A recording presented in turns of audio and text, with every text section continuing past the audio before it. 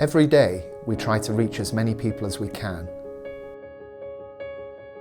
Every day, we try to bridge the gap between people's needs and our limited resources. It's a matter of life and death.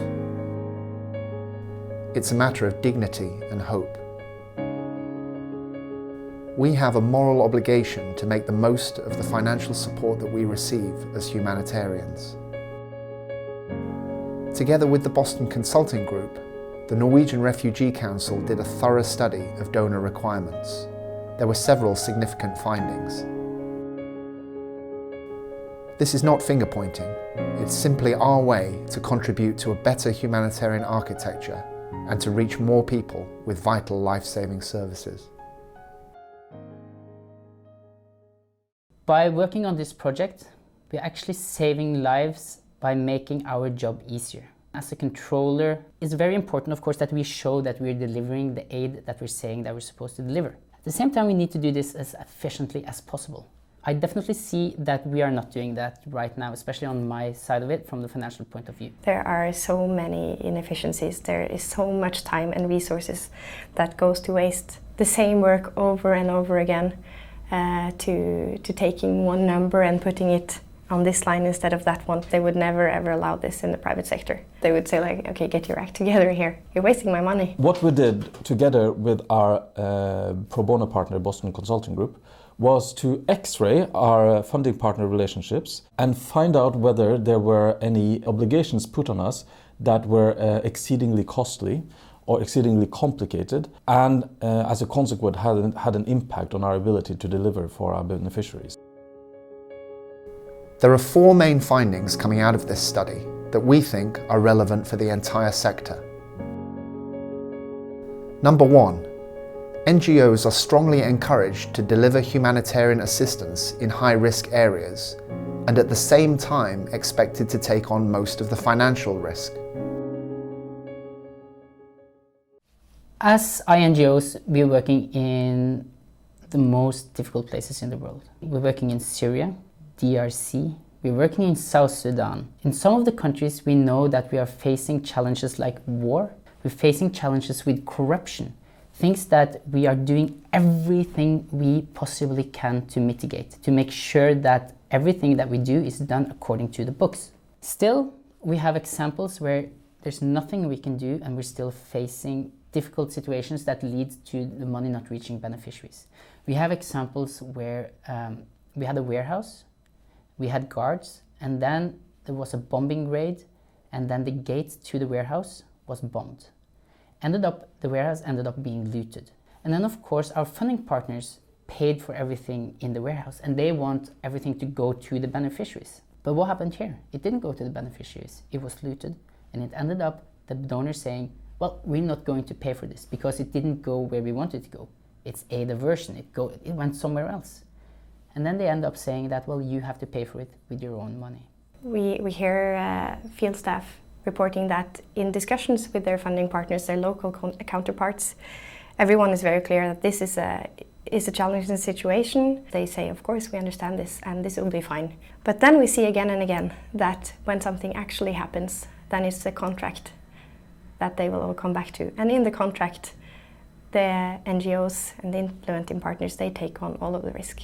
What we're talking about here is really a complete transfer of financial risk to the implementers. If you make a mistake, or if you are the target of criminal activity, you may be eligible of paying back the entire grant that you've gotten.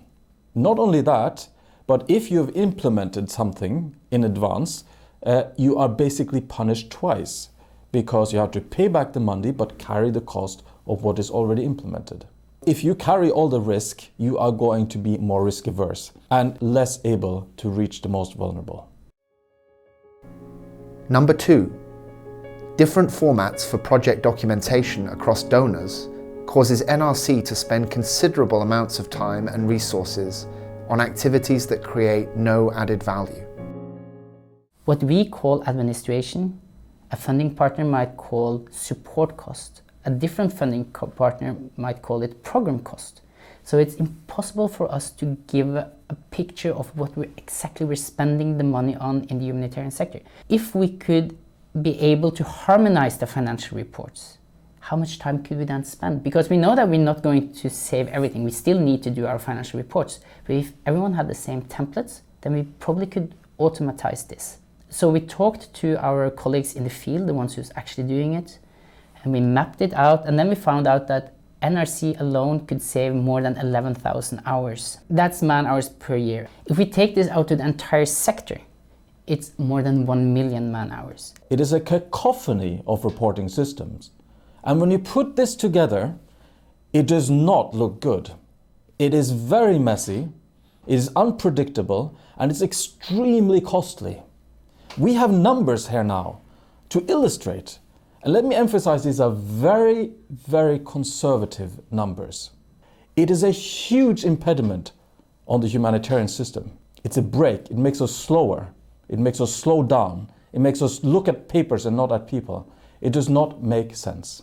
If everyone just agreed on the same template, the same definitions, the same systems, then you could make the same for everyone, and the template could be quite complex. I mean, it doesn't have to be simple. You could, if everyone just got together and said, okay, it's important for us to measure this, it's important for us to track that. We get everything in one template and we commit to, okay, we use this one. Then everyone can adapt their systems. You could get reports as often as you wanted. You could get it like every month if you wanted to. Just by a push of a button, you would get the information that you need. You can send it straight away. You would free up so much time. Number 3. Some donors are reluctant to cover their share of admin and support costs. To do international aid, it's complex. You need a lot of people to make sure that the money goes where it needs to go. We need to have professional people out in the field, and we need to do things right. There's a lot of discussion about how much or how little should go to indirect cost or support cost, but we all know that some money has to go there. The issue that we're facing now is that some of our funding partners doesn't want to pay a fair share of support cost. They say, well, yes, we want you to build shelters. We only want to pay for the shelters and the people that are building the shelters, but we do not want to pay for internet. We do not want to pay for office rent. We don't want to pay for the insurance. We're not able to build shelters unless we get our cost covered, which means that sometimes other funding partners need to come in and then pay more than they should, or we have to use private fundraising to pay for it. In NRC, we have decided not to do that. When we receive money from the people giving us direct contributions every month, that money should go to the beneficiaries just the way that the money from the funding partners goes directly to the beneficiaries. The way that it's happening now is in fact clouding the costs, and funding partners do not get a true understanding of how much it really costs to reach people in need. Number 4. Inadequate internal coordination of decentralized donors leads to delayed onset of projects, conflicting messages, and large regional variations in interpretation and enforcement of requirements.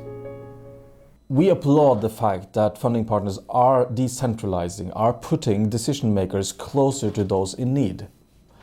But as a consequence, there seems to be disharmony through the systems. Basically what happens is that different types of regulations are interpreted in different ways and applied in different ways across different regions. The result is, of course, that NGOs, implementers, are constantly having to ask questions to our counterparts. How is this interpreted? How would you want this to be? And we are losing valuable time and spending resources in a way we rather wouldn't. Especially field staff, so working out on the projects, they experienced contradicting information.